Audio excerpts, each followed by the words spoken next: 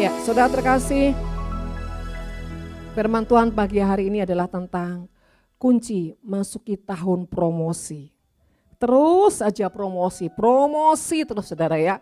Kalau ada di market-market, kalau ada di mall-mall, promosi. Wah, semua orang berduyun-duyun saudara. Untuk apa? Belanja saudara ya. Tetapi kalau Tuhan katakan, mari masuki tahun promosi. Orang cuma melihat dari, oh promosi, ada diskon dong Tuhan untuk bayar pertobatan. Ada diskon dong Tuhan untuk bayar cawan. Yang ini beda kali saudara ya. Ini bukan promosi yang saudara yang namanya potong harga atau diskon saudara ya. Tapi ini benar-benar tahun di mana kita mendapatkan satu kepercayaan, satu revival yang besar, bahkan satu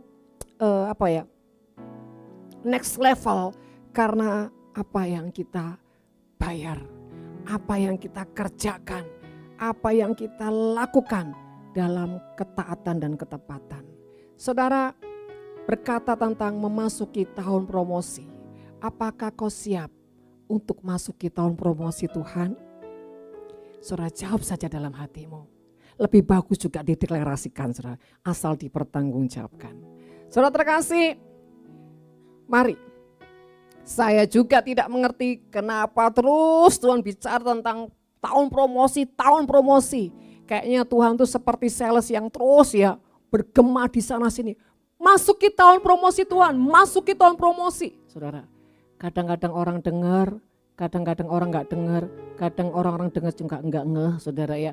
Dan yang ngeh saudara hanya sedikit orang. Nah saudara terkasih, saudara biarlah menjadi orang yang sedikit orang tadi ya. Ngeh dan menangkap dan masuk saudara ya.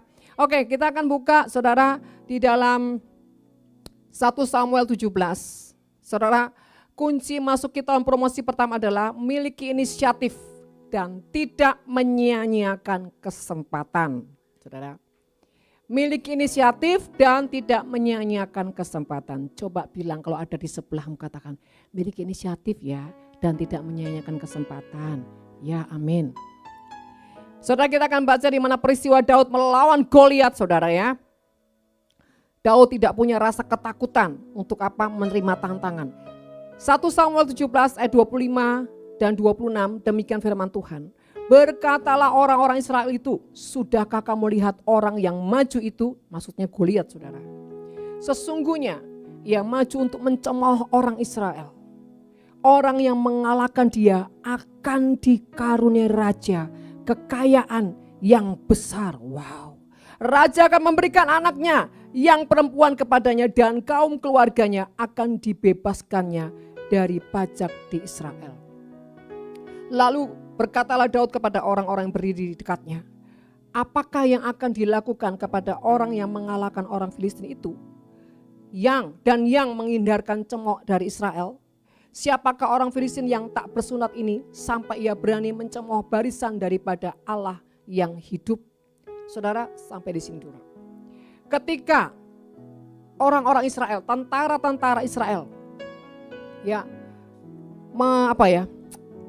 mengumumkan bahwa kalau ada orang yang bisa mengalahkan nih ya Goliat, ya, maka orang itu akan diberikan kekayaan sama raja, kekayaan yang sangat besar. Bahkan bukan cuma itu, tapi diberikan juga bonus anaknya perempuan alias menjadi mantunya. Ada bonus lagi, bebas dari pajak saudara. Wow, kalau pada pagi hari ini, kalau tiba-tiba Tuhan bicara di hatimu, kalau ada orang yang mau membayar destininya dengan segenap hati, bahkan menjadi orang yang berani meletakkan segala sesuatunya, aku akan memberikan engkau kekayaan, kejayaan, dan kemuliaan saudara. Bukan cuma itu, aku akan berikan engkau pasangan-pasangan hidup saudara, atau mantu-mantu saudara ya. Bukan cuma itu, ada bonus saudara yang dimana bebas pajak seumur hidupnya saudara. Sudah kaya raya, kemuliaan, dapat menantu raja saudara ya. Kalau misalkan di dunia ini dapat menantu konglomerat saudara, bukan kolong di melarat saudara, bukan kolongnya melarat tapi konglomerat saudara. Terus bebas pajak seumur hidupnya. Bayangin saudara, itu kian lama kian kaya namanya. Kaya raya saudara, sudah kaya raya, se-Indonesia raya saudara. Nah kalau ada orang-orang yang mendengar seperti itu, kira-kira ada orang berkata, yes aku ambil kesempatan itu. Masalahnya ada enggak ya saudara? Lihat dulu Bu, tantangannya seperti apa dulu. Saudara ya. Tantangannya masuk ke pedalaman saudara ya.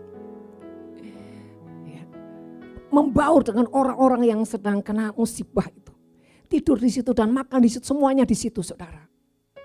Menghibur mereka sampai kapan Bu? Sampai mereka semua bangkit saudara. Saudara terkasih, yang namanya sebuah tantangan itu sebetulnya adalah rekayasa Tuhan untuk sebuah kesempatan. Saudara, yang namanya kesempatan itu tidak selalu ada. Oh, enggak tentu kok Bu. Itu diskon-diskon promosi di mall tuh kebanyakan selalu ada Bu. Ya, itu kadang-kadang diskon yang menipu saudara. Promosi-promosi yang menipu. Kadang-kadang harga sudah di-upgrade saudara. Dia dikasih diskon. Namanya itu abal-abal saudara ya. Nah, saudara terkasih. Tapi kalau dengan Tuhan ini tidak abal-abal saudara. Ketika Daud mendengar, melihat bahwa Goliat sedang merendahkan, bahkan menghina orang-orang yang ada di sekelilingnya. Bahkan menghina barisan orang-orang di dalam Tuhan. Hatinya menjadi marah. Saudara terkasih, artinya Daud adalah orang yang sangat mengerti hatinya Tuhan. Tetapi dia tidak ingin saudara menjadi orang yang membela Tuhan. Tidak saudara. Nah, saudara terkasih, semua pada saat itu tentara-tentara Israel merasa ketakutan ketika dia menghadap atau melihat sosok Goliat. Bahkan rajanya pun Saul sangat ketakutan saudara. Kenapa? Saul tidak berani keluar saudara dari kerajaannya. Dia hanya berdiam diri saudara. Nah saudara terkasih, kalau dilihat lagi, tentara-tentara Israel ini semua sudah menyandang gelar yang namanya tentara, pasukan, bahkan sudah berjubahkan saudara ya. Pakaian-pakaian yang megah saudara. Bahkan Saul pun menyandang gelar sebagai raja. Tetapi saudara, ketika ada ujian-ujian, ada masa-masa pemurnian yang sedang lewat dan terjadi. Ternyata hati dan mental mereka tidak sesuai dengan jubah yang mereka pakai. Tidak sesuai dengan jabatan yang mereka kenakan. Tidak sesuai saudara dengan keagungan yang Tuhan sudah berikan. Saudara yang terkasih, ini menggambarkan juga sebagai banyak anak Tuhan yang kelihatannya rohaninya wow, bahasa rohnya wow, doa puasanya wow, setianya, loyalitasnya saudara. Semua kelihatan wow di luar. Begitu ada masalah-masalah, begitu ada badai, begitu ada tekanan-tekanan, disitulah terlihat siapa dan bagaimana bobot orang tersebut. Saudara terkasih dalam nama Tuhan, seluruh pasukan Israel ternyata mereka cuma gagah, hebat di luarnya. Bahkan mereka menyandang pedang yang hebat saudara. Tetapi sayangnya semuanya hanya di permukaan. Tidak sampai ke dalam hati.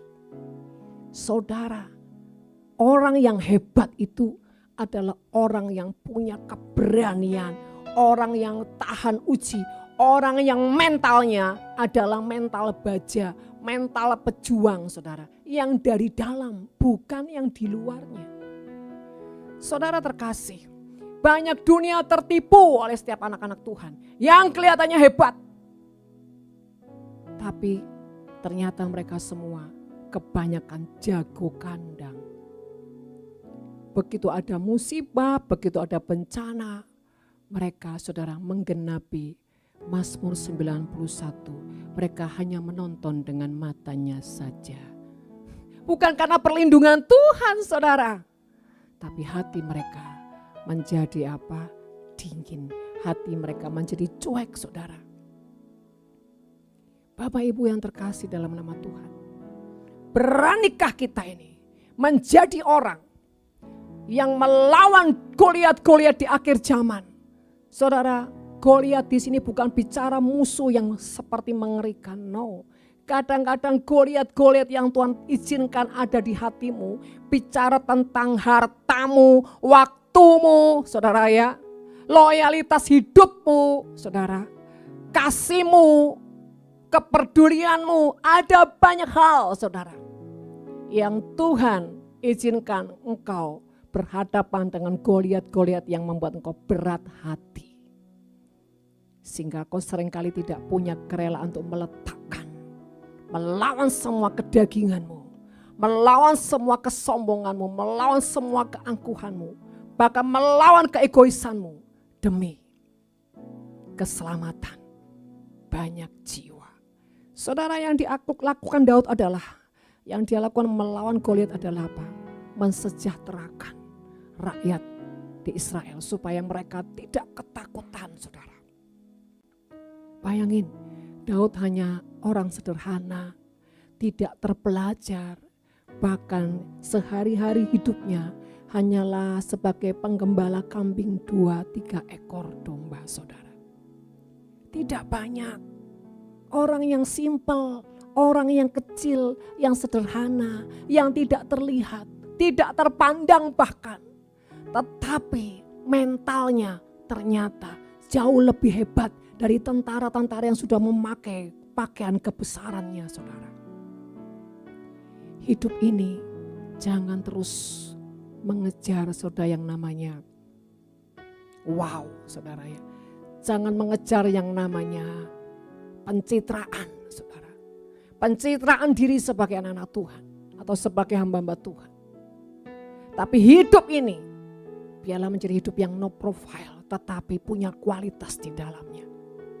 Jangan membuat dunia tertipu dengan penampilanmu. Jangan membuat dunia, saudara ya, tercengang-cengang, saudara, dengan kemunafikanmu, saudara. Jadilah orang yang seperti Daud, tidak terlihat kemegahannya, tidak terlihat kemasyurannya, tidak wow, saudara, bahkan tidak punya pembekalan dalam pengetahuan apapun, saudara. Tetapi karena Daud adalah orang yang selalu bergaul karib dengan Tuhan, saudara, orang yang selalu punya kerendahan hati, orang yang tidak mengutamakan yang wow, saudara. Dia setia dalam segala perkara. Saudara terkasih, inilah pribadi yang sangat-sangat dinanti-nantikan Tuhan untuk Tuhan angkat dia masuki tahun promosi. Orang yang tidak pernah lari dari keadaan, saudara.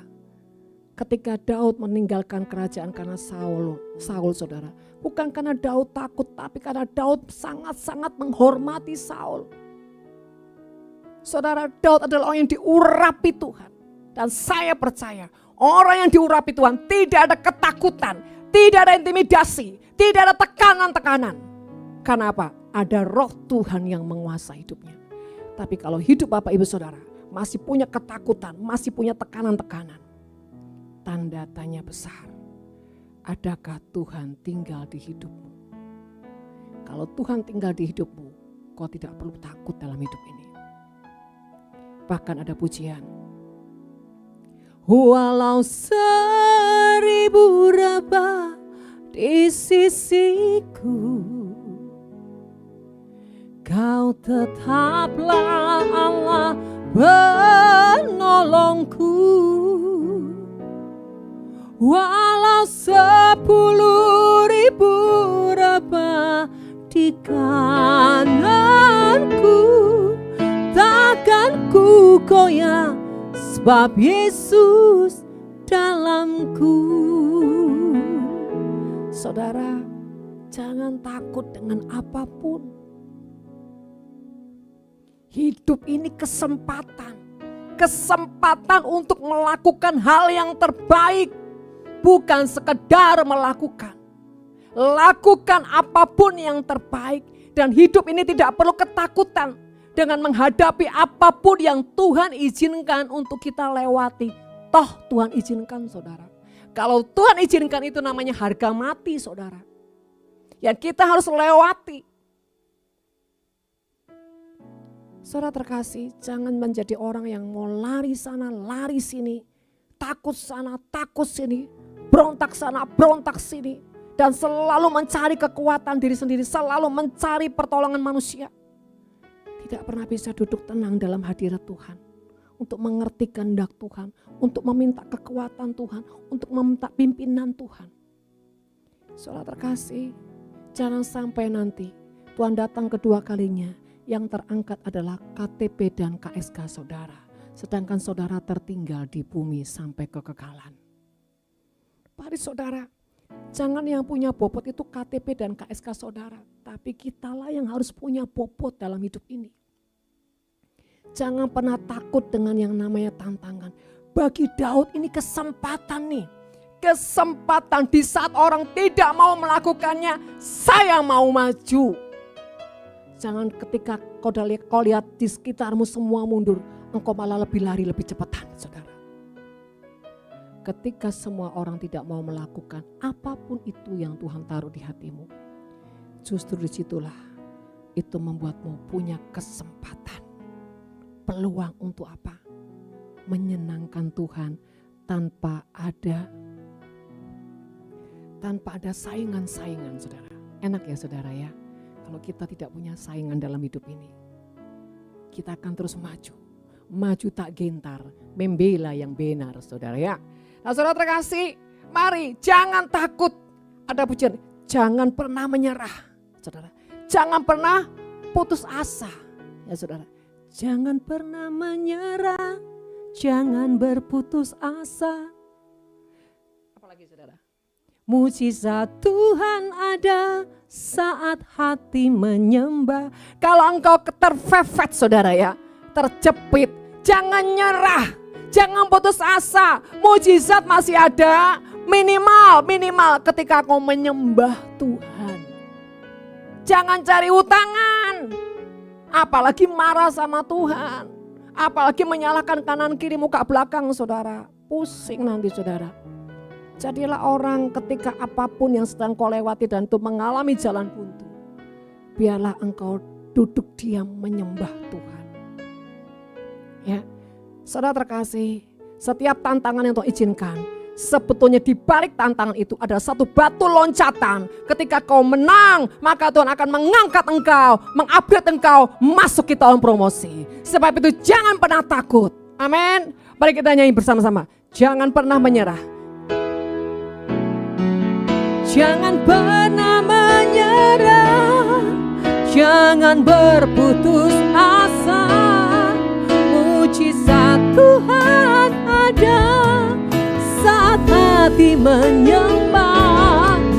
Jangan pernah menyerah, jangan berputus asa. Mujizat Tuhan ada bagi yang setia dan percaya.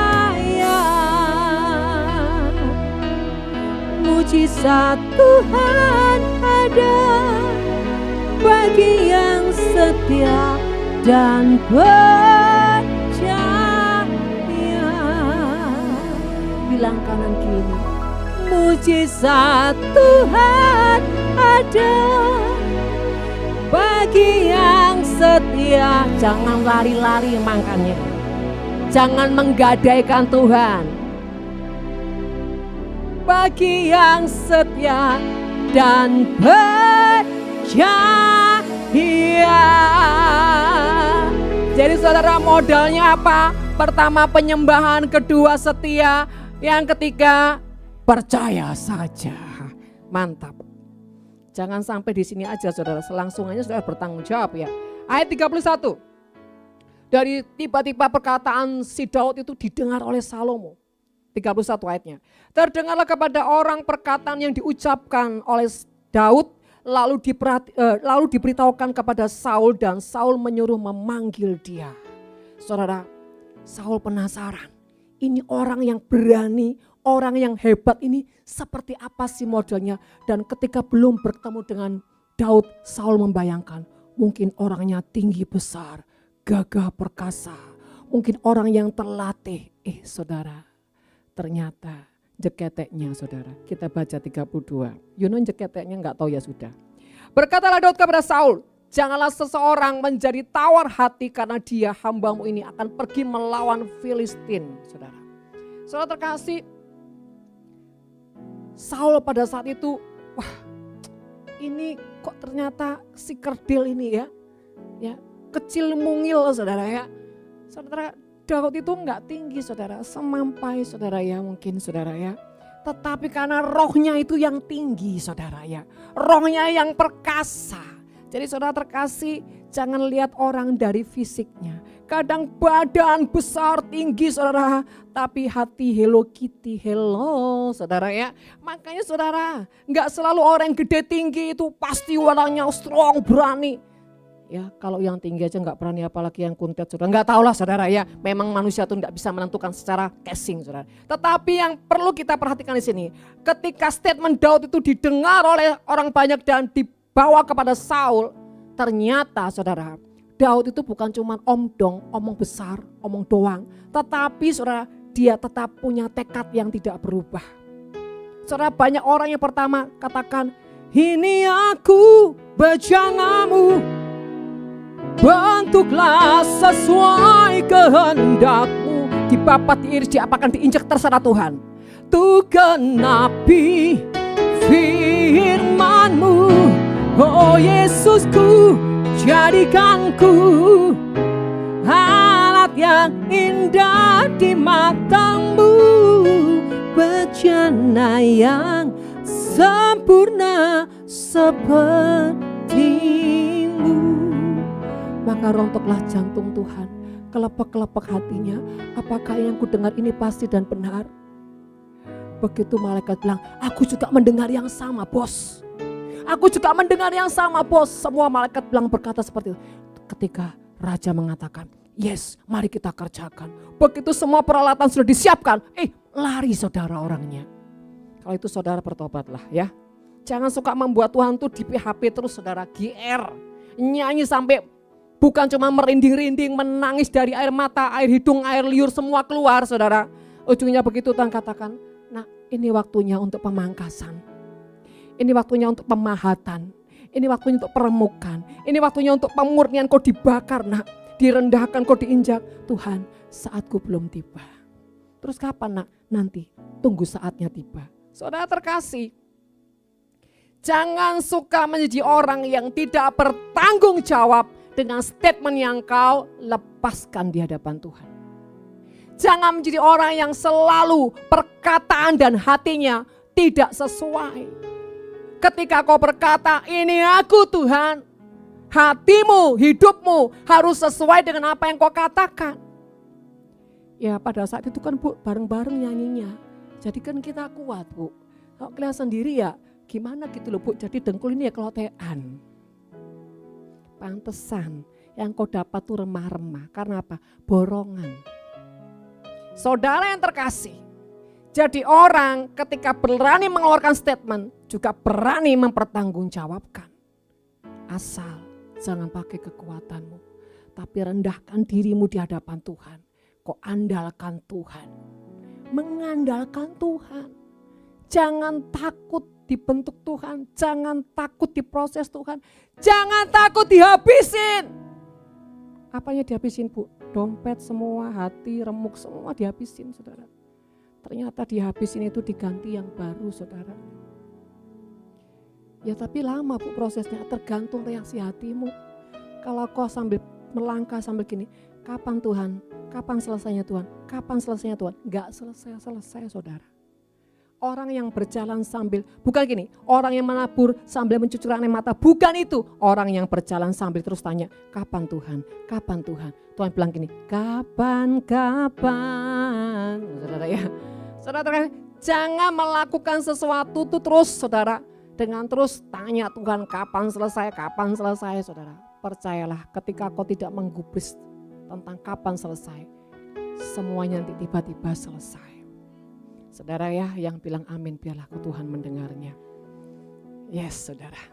Tuhan kadang-kadang itu bukan mancing, tapi rada jebak-jebak sedikit gitu ya. Tapi memang sama Tuhan tuh ngeri-ngeri sedap, saudara ya. Jadi kalau mau sedap, harus mengalami namanya ngeri-ngeri sedikit. Nah, saudara terkasih, dikatakan ya, jangan seseorang menjadi tawar hati karena dia. Artinya gini loh, Daud mau mengatakan nih, jangan ada satu orang pun menjadi tawar hati karena pencobaan, karena ujian, karena tantangan, karena apapun. Karena corona sekalipun. Saudara, jangan menjadi hatinya tawar.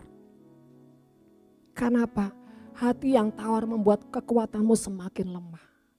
Tapi ketika kau hanya membuka hati dan mempercayai segala sesuatu, Tuhan izinkan mendatangkan kebaikan. Mendatangkan kebaikan.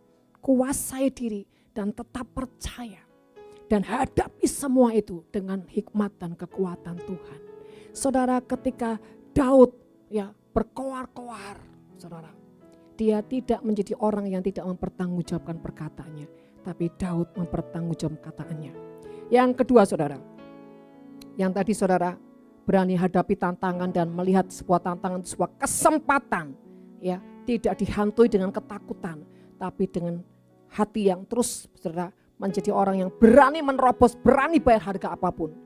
Yang kedua, saudara, memiliki tanggung jawab, tidak mengabaikan tanggung jawab dari perkara-perkara kecil. Banyak orang, saudara ya, ketika diberikan tanggung jawab yang lebih, maka yang pertama dia abaikan. Saudara terkasih, kita belajar dari Daud. 1 Samuel 17 ayat ke-20. Ketika Daud ini mendapatkan mandat perintah dari seorang ayahnya untuk saudara meninjau saudara-saudaranya, bahkan memberikan makan buat mereka, menghantarkan makanan, saudara ya. Bagaimana reaksi Daud? Lalu Daud bangun pagi-pagi, ditinggalkannya kambing dombanya pada seorang penjaga, lalu mengangkat muatan dan pergi seperti yang diperintahkan Isai kepadanya. Di sini katakan Daud bangun siang-siang bolong, saudara ya. Ya, kalau saudara adalah sejenis bangsawan, saudara ya. Artinya bangsa yang tangi awan, saudara ya. Enggak akan ada berkat, saudara ya. Daud di sini dia bangun pagi-pagi, artinya gini loh. Daud adalah orang selalu punya reaksi bagus. Setiap perintah, setiap mandat dia selalu punya reaksi yang bagus, saudara. Dia bukan hanya berkata, ya Bapak. Setelah itu dia tidak melakukannya. Tetapi Daud adalah orang mengatakan, ya Bapak, siap Bapak. Saudara. Dan dia prepare, saudara, pagi-pagi. Saudara, dia apa saudara? Menyerahkan tanggung jawabnya kepada orang yang bisa dipercaya. Artinya Daud tidak jadi orang yang ketika ada tanggung jawab yang baru, yang lama dilepaskan, yang lama dilemparkan, yang lama dia abaikan, saudara, tidak. Dia tetap setia dari perkara-perkara kecil. Saudara, ini saya alami begini. Banyak orang bilang gini, Bu, Ibu ini kalau ibadah kok dari pujian, penyembahan, bahkan firman, bahkan mungkin sampai kantong kolektor kok Ibu semua ya. Saya bilang paket eko. Saudara, satu kali saya juga merenungkan Tuhan, kok dari pujian ke firman gitu. Kan saya sudah khotbah di mana-mana Tuhan. Jadi levelnya nggak usah pujian lagi, tapi pujian Tuhan saya nggak mikir itu. Yang di pikiran saya gini, perkataan orang-orang itu seperti apa ya Tuhan ya? Apakah saya ini serakah atau bagaimana gitu ya saudara ya. Saya merenungkan itu saudara. Dan Tuhan berkata begini, meskipun engkau sudah naik level, bukan berarti yang awal engkau tinggalkan. Ketika aku datang, bukan berarti perjanjian lama aku buang, saudara. Sehingga Alkitab bisa terpisah saudara ya.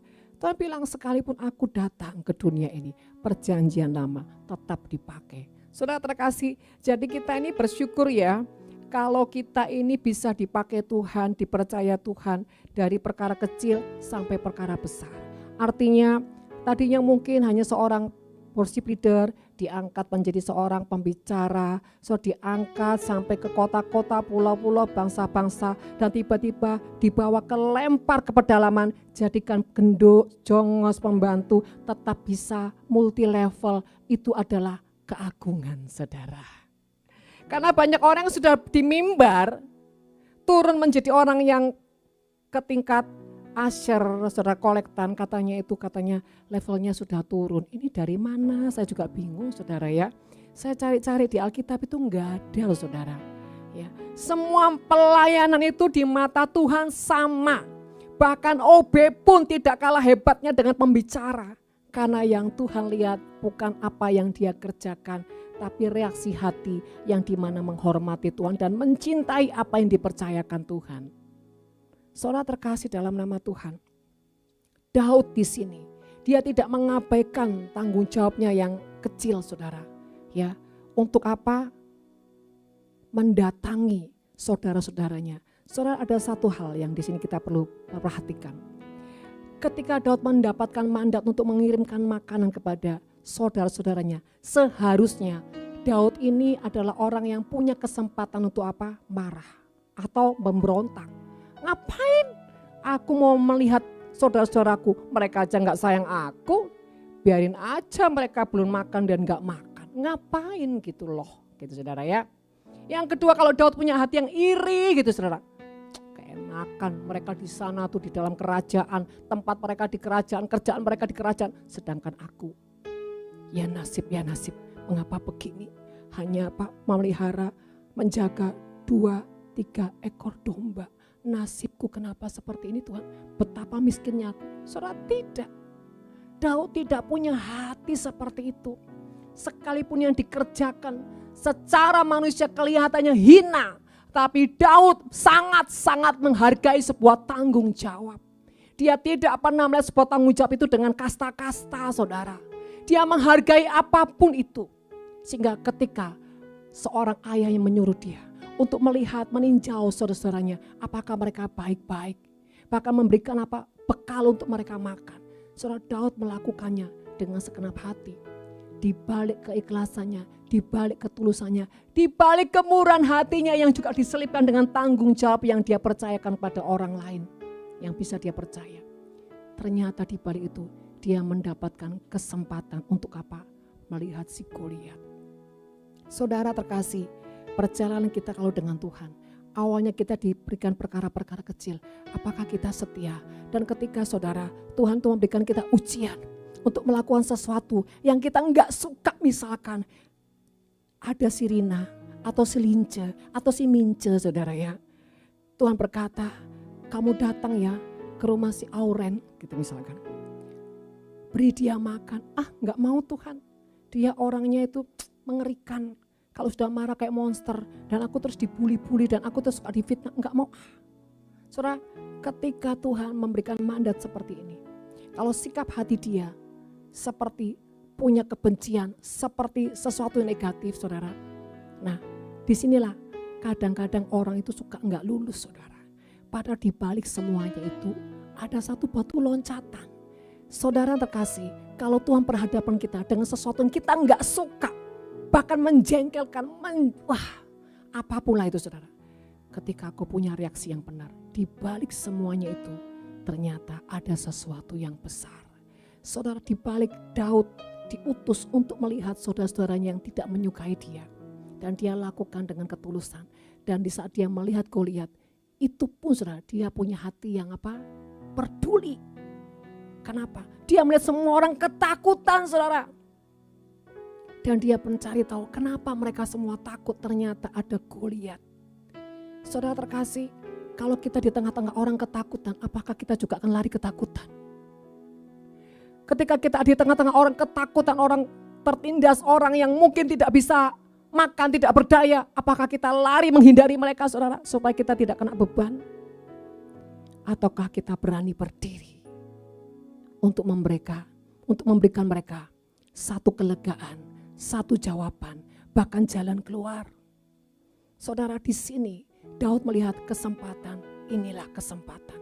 Sehingga dia berani, saudara, melawan, menghadapi Goliat. Saudara terkasih, Kalau engkau diizinkan di tengah-tengah orang yang lagi kesusahan, jangan lari saudara.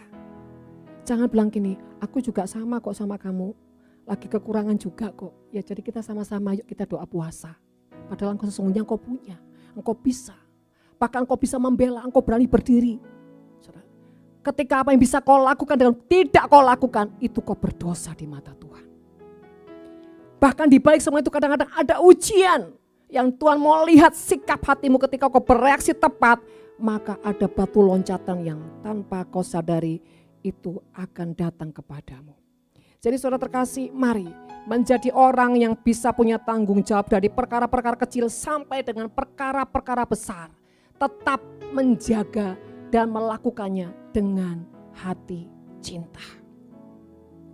Yang selanjutnya saudara, yang ketiga adalah melatih diri dan terlatih. Kita akan baca di 1 Samuel 17 ayat 33 sampai 35. Tetapi Saul berkata kepada Daud, tidak mungkin engkau dapat menghadapi orang Filistin itu untuk melawan dia, sebab engkau masih muda, sedang dia sejak dari masa mudanya telah menjadi prajurit.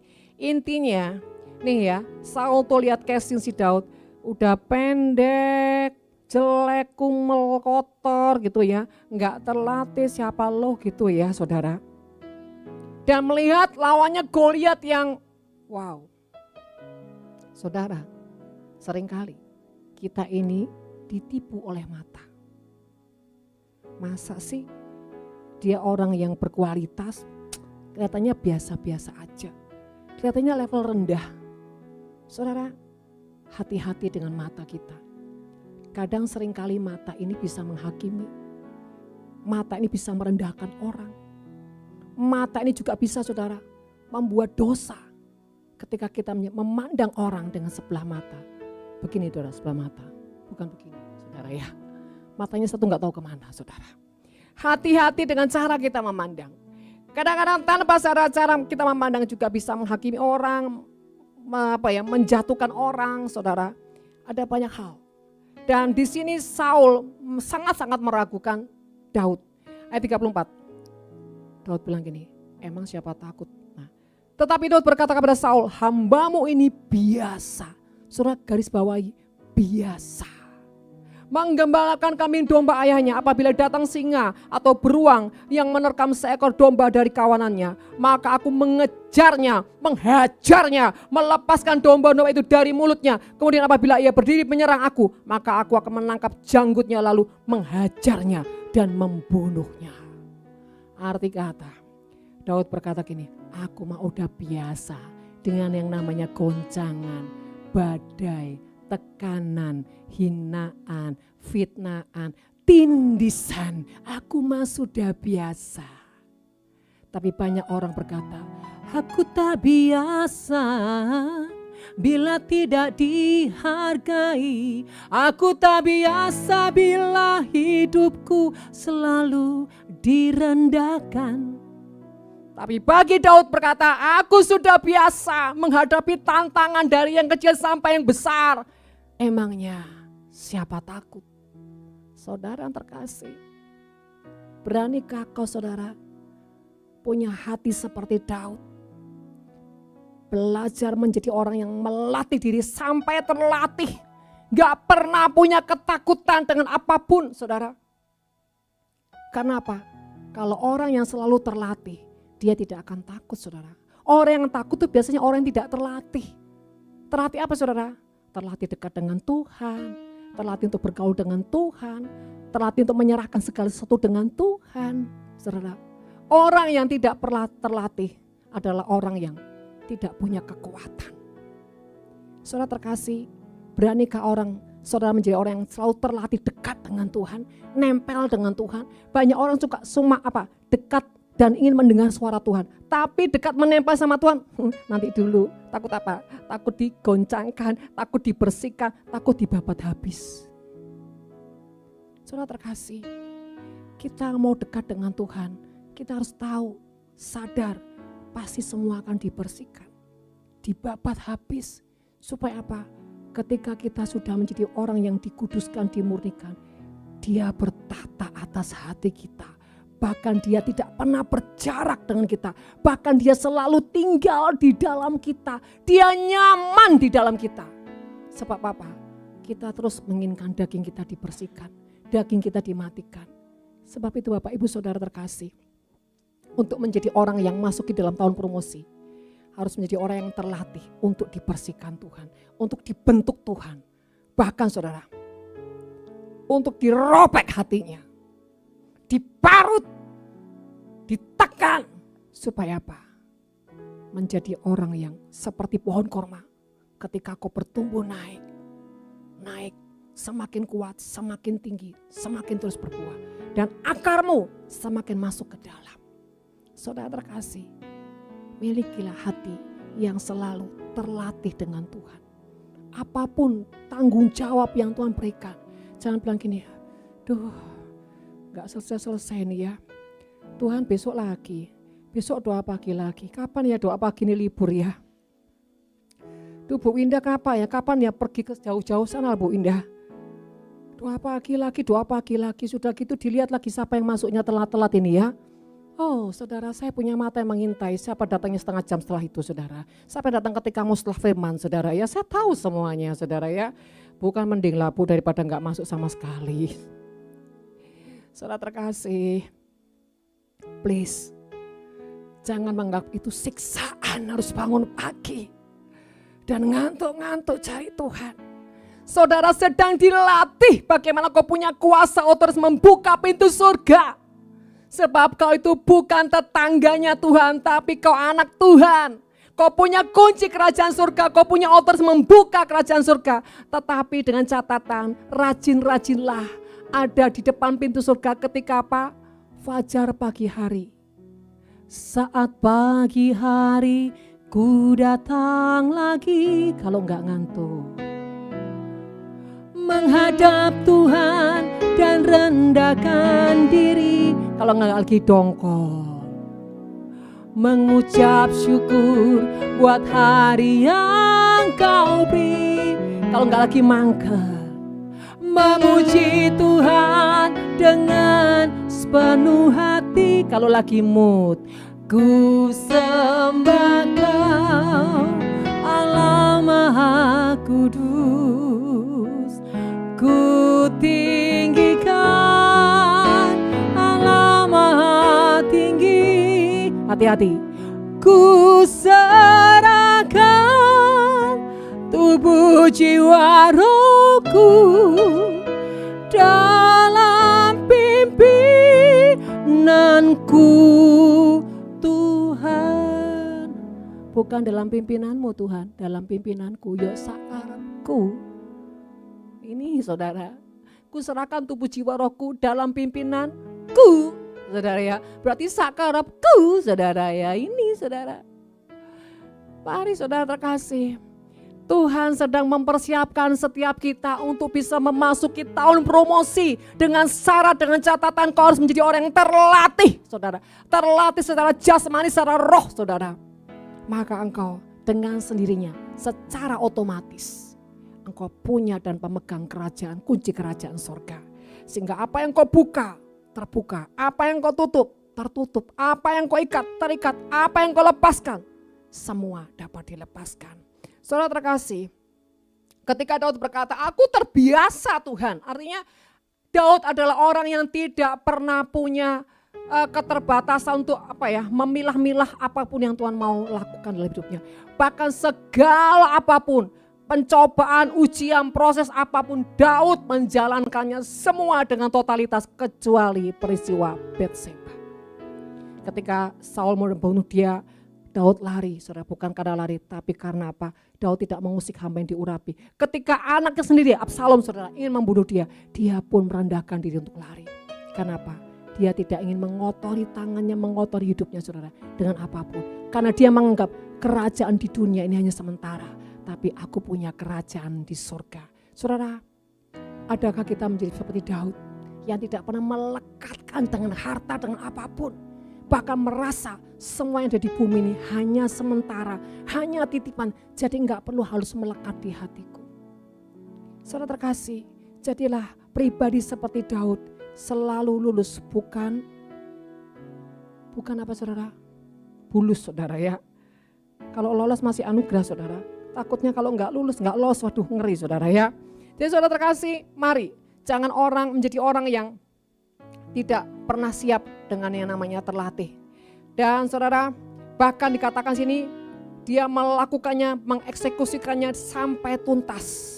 Ya, artinya maka aku menangkap janggutnya lalu menghajarnya dan membunuhnya. Artinya secara roh ini bicara saudara, menuntaskan semua yang bukan daripada Tuhan. Semua kedagingan roh jahat, bahkan pengaruh-pengaruh dunia, saudara berani mengeksekusi dalam hidupmu sehingga apa? Engkau lebih mencari perkenanan Tuhan daripada kesukaan dunia.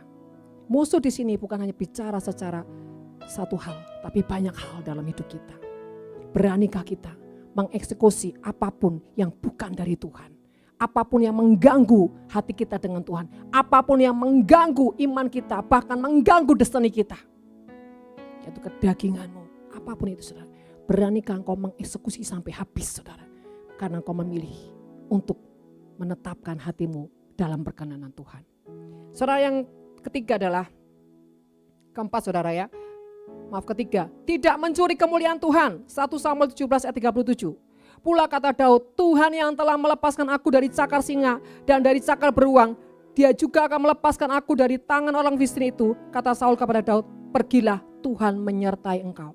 Saudara, di sini Daud tidak mencuri kemuliaan Tuhan. Ketika dia sudah menceritakan semua kehebatannya, saudara, ketika dia menghadapi binatang-binatang buas, Daud tidak berkata, itu karena aku, itu karena kehebatanku, itu karena jasaku, itu karena semua hidupku. Tetapi Daud orang yang tidak mencuri kemuliaan Tuhan. Dia menyaksikan bahwa semua yang dilakukan itu karena apa? Karena Tuhan. Saudara terkasih dalam nama Tuhan, dikatakan Tuhan yang telah melepaskan aku. Artinya Tuhan sudah memberikan aku pembebasan, Tuhan juga akan memberikan aku kemenangan. Artinya semua yang Daud sudah bisa lakukan, dia akui semua itu karena Tuhan. Saudara, kalau nanti saudara diangkat Tuhan, dimasukkan promosi-promosi Tuhan, di-upgrade Tuhan, bisakah saudara mengatakan semua itu karena Tuhan? Atau kau berkata itu karena jasaku?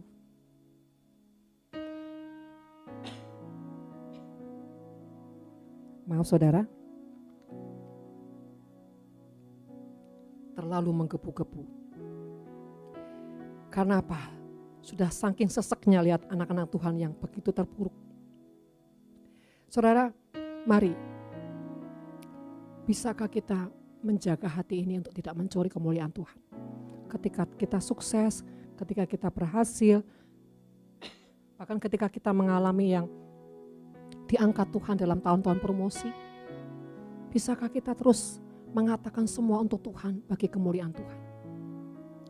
Jadilah seperti itu untuk tidak mencuri kemuliaan Tuhan. Yang terakhir saudara, tadi yang ketiga saudara, ini yang keempat ya, semakin rendah hati. 1 Samuel 18 ayat 22 sampai 23. Lalu lagi Saul memerintahkan kepada para pegawainya, katakanlah kepada Daud. Saudara, ini ketika peristiwa di mana Daud sudah mengalahkan Goliat dan Saul menyaksikan bagaimana kehebatan Daud yang diurapi Tuhan. Dan sehingga ada timbul rasa iri hati terhadap Daud karena apa? Dinyanyikan pada Saul beribu-ribu tapi kepada Daud berlaksa-laksa. Maka timbullah iri hati yang ada pada diri Saul sehingga Saul punya siasat jahat saudara. Ayat 20 dikatakan, lagi Saul memerintahkan kepada pegawainya, katakanlah kepada Daud dengan diam-diam, demikian, sesungguhnya Raja suka kepadamu dan para pegawainya mengasihi engkau, sebab itu jadilah engkau menantu Raja. Ayat 23, lalu para pegawai Saul menyampaikan perkataan itu kepada Daud, tetapi Daud menjawab, perkara ringankah pada pemandanganmu menjadi menantu Raja? Bukankah aku seorang yang miskin dan rendah hati? Saudara, ketika Daud ditawari sesuatu yang mengupgrade hidupnya, Daud ya tiba-tiba, yes saya mau, atau wah dengan kekuatan, dengan kesombongannya. Nah, Daud menguji lagi saudara, apa yang ditawarkan itu apakah saudara menjadi pertimbangan yang melihat keadaannya, yang melihat kondisinya. siapa saya ini? Kok berani terima penghargaan yang luar biasa? Saudara terkasih, banyak orang kalau ditawari suatu promosi besar langsung yes, saudara. Ya, tidak melihat apakah itu benar, apakah itu jebakan, saudara. Apakah itu siasat si jahat, atau siapakah yang memberikan promosi ini, Tuhan ataukah yang sebaliknya. Saudara terkasih, banyak orang itu ketika diberikan tawaran langsung yes. Tetapi Daud di sini, saudara, berkata, perkara ringankah pada pemandanganmu menjadi menantu raja? Yang Daud pikirkan adalah apa? Pertama, siapakah dia? Yang kedua, tanggung jawabnya ini loh. Bisa enggak kalau saya nanti diangkat raja menjadi menantu, bisakah saya mempertanggungjawabkan hidup saya?